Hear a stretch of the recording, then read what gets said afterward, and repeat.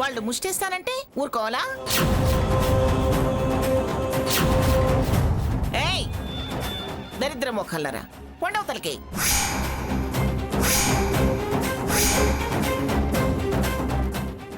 ఈ రాక్షస్ కోసమా నువ్వు మొక్కు మొక్కింది? వీళ్ళ కోసమా ప్రాయచిత్తాలు చేసింది?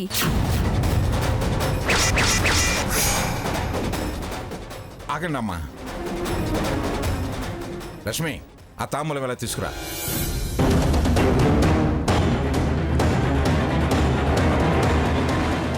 ముత్తైదువుగా పిలిచి అవమానాన్ని తాంబూలంగా ఇచ్చి పంపితే మట్టి కొట్టుకుని పోతారు. వాళ్ళకి తాంబూలం ఇవ్వమ్మా.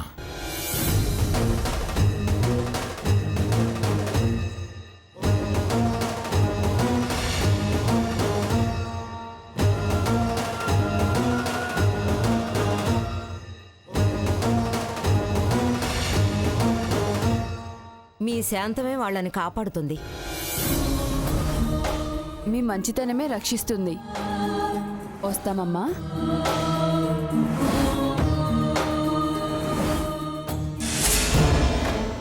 ముదిరింది మంగ, నీకు వ్యాధి బాగా ముదిరింది. మనుషులే కాదు, దేవతలన్నా లెక్కలేని తనం వచ్చిందంటే ఖచ్చితంగా నీకు వ్యాధి వశం తప్పింది. నిన్నిలా వదిలేయకూడదే, వదిలేయకూడదు.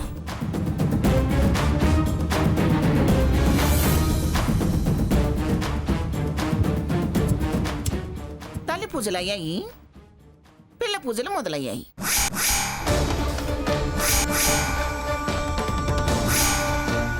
చూడు, ఇంకొకసారి ఇలాంటి పిచ్చి మొక్కులు మొక్కితే అస్సలు బాగుండదు. దాని మూర్ఖత్వాన్ని సమర్థించి మీరు అత్తయ్య గారి మీద చేయి చేసుకున్నారు.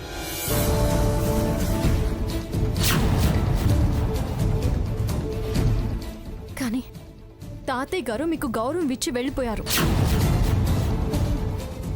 అది మంచికి పిచ్చికి ఉన్న తేడా. అంటే నాకు పిచ్చింటావా? అది నిర్ణయించాల్సింది మేం కాదు, వైద్యులు.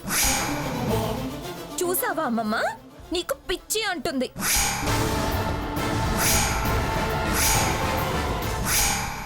నోర్మోయ్, తగ్గిస్తానే. మళ్ళీ మళ్ళీ అమ్మమ్మ అమ్మమ్మ అంటూ ఎగదోస్తే నీ అహంకారం, దుర్మార్గం అన్నీ తగ్గిస్తాను. సహనాన్ని అలసిగా తీసుకోకు, నీతిని తక్కువ అంచనా వేయకు. పదండి అత్తయ్య గారు.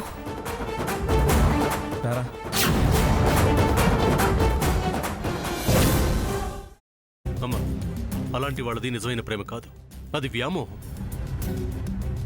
ఎగ్జాక్ట్లీ చిన్నత్త, నిజంగా ప్రేమించుకున్న వాళ్ళు అలా చేయరు.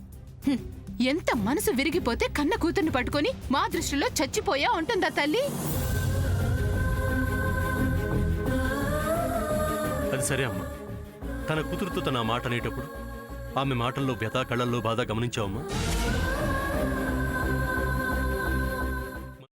పెద్దబాబుకు బర్త్డే విషెస్ చెప్పు కూడా వెళ్ళాం కదా. ఊరికే ఎలా కాలిపోతుంది? మంట పెడితేనో పడితేనో తగలబడుతుంది.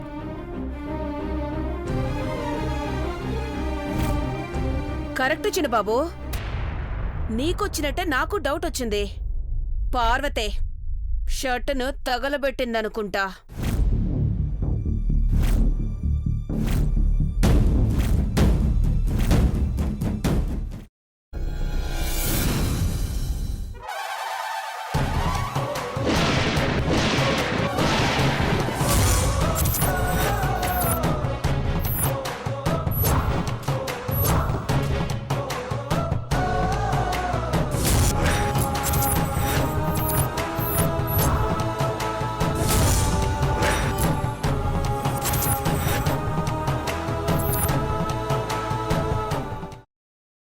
తర్వాత పొట్టు తీసేసి చాప్ చేసి పక్కన పెట్టుకోవాలి.